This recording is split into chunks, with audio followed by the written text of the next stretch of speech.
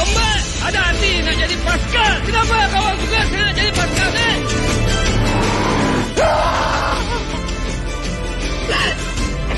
Bentang 2-0 di East Sungai Mas 5. Intercept dan target. Mampus kau.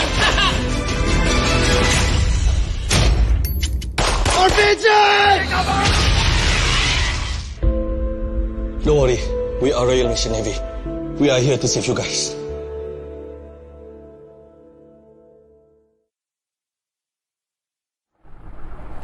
Filem Paskal ini merupakan sebuah filem bertemakan ketenteraan yang menceritakan kisah seorang pemuda bernama Arman yang menyertai sebuah unit elit di bawah Tentera Laut Diraja Malaysia (TLDM) yang dikenali sebagai Paskal.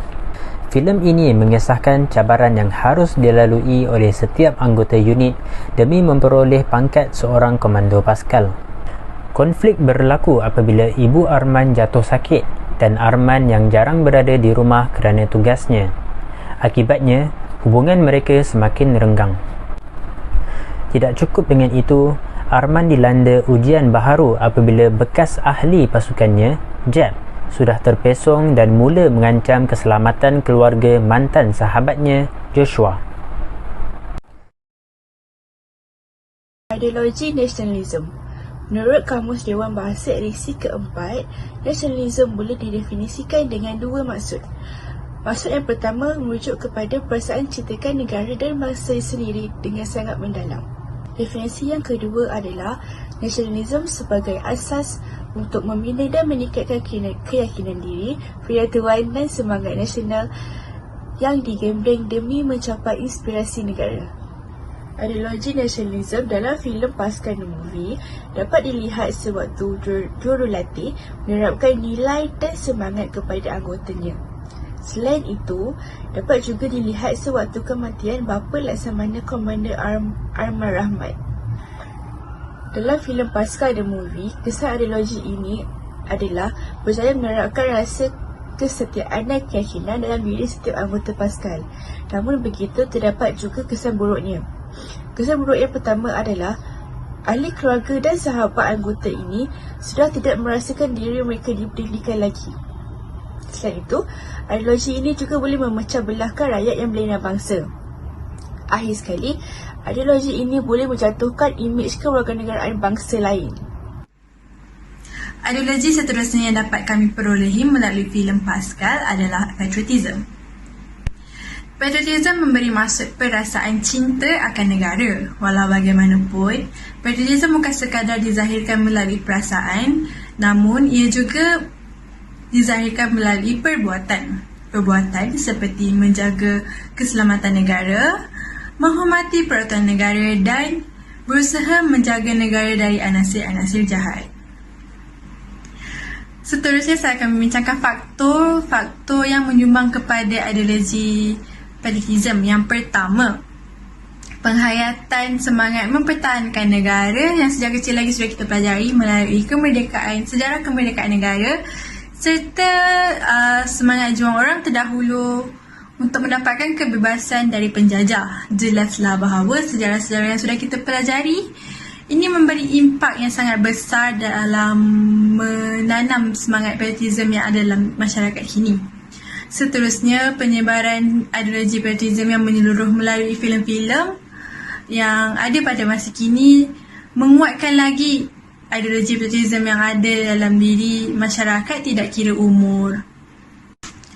Ideologi patriotism ini memberi banyak kesan positif kepada negara, diri maupun masyarakat. Antaranya, ketenteraman negara akan terjamin. Masyarakat akan lebih bertoleransi antara satu sama lain, menghalang sifat individualistik seseorang dan akhir sekali dapat menjaga kedaulatan negara.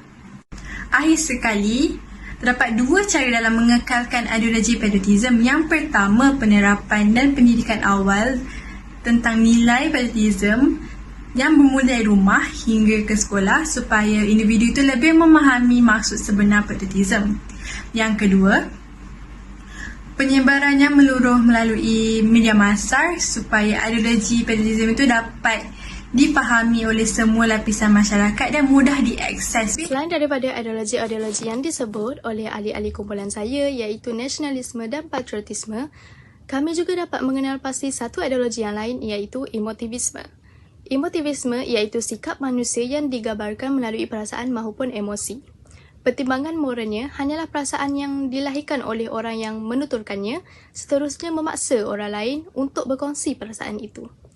Ideologi emotivisme ini dapat dilihat pada watak Jeb yang bertindak melulu mengikut perasaan dan emosi pada saat krisis tanpa rasa rasional hingga mengakibatkan salah seorang rakan seperjuangannya terkorban. Jadi, bagaimana ideologi ini boleh terjadi adalah disebabkan oleh kurangnya perhatian daripada orang sekeliling ataupun trauma dan pengalaman buruk yang mungkin dialami dan berlaku pada masa yang lalu. Kesan ideologi emotivisme ini boleh menyebabkan seseorang itu dipulaukan oleh masyarakat dan juga dapat mengundang persepsi negatif daripada orang sekeliling.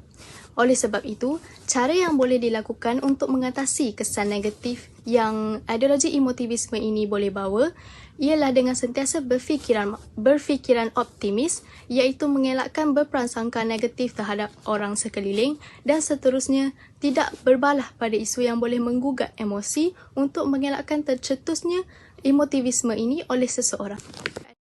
Egoism memberi maksud kelakuan mementingkan diri atau menganggap diri sendiri lebih penting daripada orang lain, di mana masyarakat dianggap bukan sebahagian matlamat moraliti. Sebaliknya, moraliti ialah kepentingan diri, pemeliharaan diri, mengasihi diri dan kesedaran diri. Egoism ada dipotret dalam filem ini menerusi watak Jeb ketika dia memarahi rakan sepasukannya kerana tidak dapat menyelesaikan latihan mereka dengan pantas meski rakannya itu sedang menghadapi kesulitan. Dalam babak ini, Jeb dilihat tidak langsung peduli akan kesulitan orang lain tetapi kepentingan dirinya semata-mata hanya untuk menyempurnakan latihan dengan pantas. Egoism ini justru memberi kesan yang ketara dalam diri seseorang individu, di mana ia mampu meningkatkan keyakinan diri. Akan tetapi, egoisme yang melampau akan menanamkan sifat sombong dan angkuh dalam diri seseorang, selain turut mendatangkan mudarat kepada masyarakat sekeliling kerana diri yang tidak pandai bertolak ansur demi kemaslahatan bersama. Oleh itu, penting untuk kita teliti punca terbentuknya ideologi ini dalam usaha menepis ia daripada terus tertanam pada generasi mendatang. Oleh itu, faktor yang paling signifikan sudah semestinya dipengaruhi oleh persekitaran seseorang individu itu dibesarkan. Mereka yang berbesar dengan persekitaran yang negatif dan sering dilayan secara tidak adil lebih cenderung untuk bersikap ego apabila menginjak dewasa kerana merasakan kehendak mereka tidak pernah dipenuhi, menjadikan mereka memberontak dengan cara tidak mempedulikan kepentingan orang lain. Sebaliknya, matlamat mereka adalah kesejahteraan diri mereka semata-mata.